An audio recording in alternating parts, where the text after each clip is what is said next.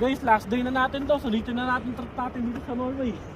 Pagbalik natin ng Pilipinas, wala nang yelo dun eh. Nasa loob na ng rep.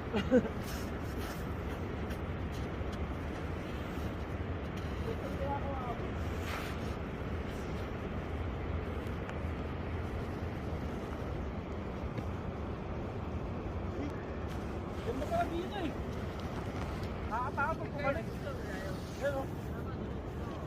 Douglas.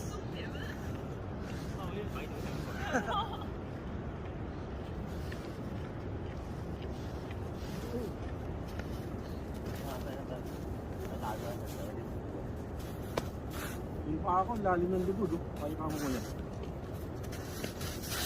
Ayos.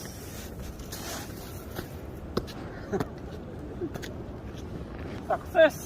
Tara, uwi tayo ng Pilipinas.